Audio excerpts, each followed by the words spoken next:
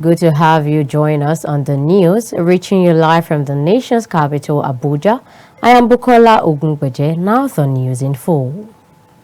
President Bola Tinubu has said Africa owes vast opportunities for investment and development with its vibrant population, productive economy, and natural resources.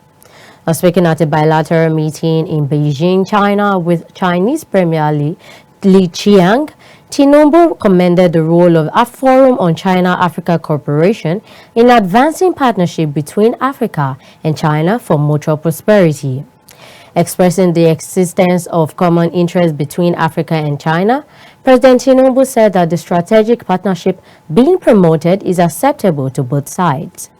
He called for a strategic focus on areas of collaboration that will ensure the relationship remains mutually beneficial. The Chinese government added that it is ready to work with Nigeria to deliver on mutual understanding reached by President Xi Jinping and President Tinubu under the recently established comprehensive strategic partnership between the two countries. And now in tackling corruption, the Ministry of Environment, in collaboration with the Human and Environmental Development Agenda, has held a national stakeholders engagement in Abuja to address issues of climate change, energy transition, and oil licensing with a focus on accountability and transparency. Here's more of the report. To foster actionable solutions that can further enhance transparency and public accountability in the country, the Ministry of Environment, in collaboration with the Human and Environmental Development Agenda, organized its first International Anti-Corruption and Climate Change Conference. Stakeholders gathered to deliberate on issues and challenges related to systemic corruption, climate change, and corruption in the oil and gas sector. With the aim of identifying strategies to tackle these problems, the Minister of Environment, represented by Umobong Abiola, emphasized that sustaining climate action, accountability, and improved access to finance are necessary to address these challenges. As challenging and acute as this issue is, it cannot enjoy exclusive access to funding and attention as required. There is need for sound transparency. Accountability framework for climate change is critical for sustainable climate actions to take place, especially in a coordinated manner.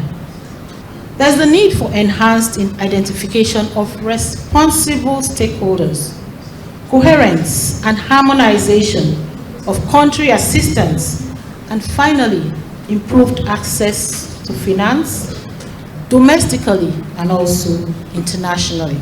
In his remarks, the EFCC chairman Ola Olukayode stated that these challenges have fostered the growth of the criminal economy. He also mentioned that a special task force has been set up to tackle illegal mining, which has become a major issue in the country. What is going on now with illegal mining in another 5 years is going to be much, much worse than the degradation that oil and gas exploration has caused. So when we are seated there, please let us begin to have that at the back of our mind. I've just set up a special task force now on illegal mining across all my zonal offices. It's a major problem that we are grappling with. You need to see, if I'd come with the pictures of some of the environmental damages that illegal mining are causing, particularly by our own indigenous people, local people, in their own environment. The Executive Secretary of HEDA, Mr. Suleimanu, urged the federal government to take decisive action on the issues of corruption and illegal mining. Corruption is a big issue. Monies are looted, recovered, and relooted. Loans are collected in the name of the people, and we do not see often what the loans are used for. Some of our contracting procurement in Nigeria is about the most expensive in the world. Stakeholders harp on the need for the federal government to take immediate action as illegal mining is on the rise and is contributing to environmental degradation. The environment is being degraded. Trees are felled without any replacement. Gold is taken out of the country. It's estimated that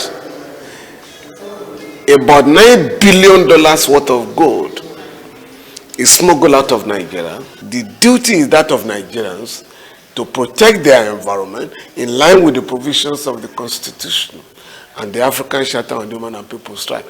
And whenever there is oil pollution, the environmental protection agencies must no longer leave the victims alone. We must now take up the task of protecting the victims, and that has been judicially recognized. I think there's a fundamental problem that sometimes we neglect the political economy of fossil fuels. And the history of Nigeria has been a history, unfortunately, of depredation on the ground, of looting, and the responsibility are not only with the local elites, but also with the multinational companies.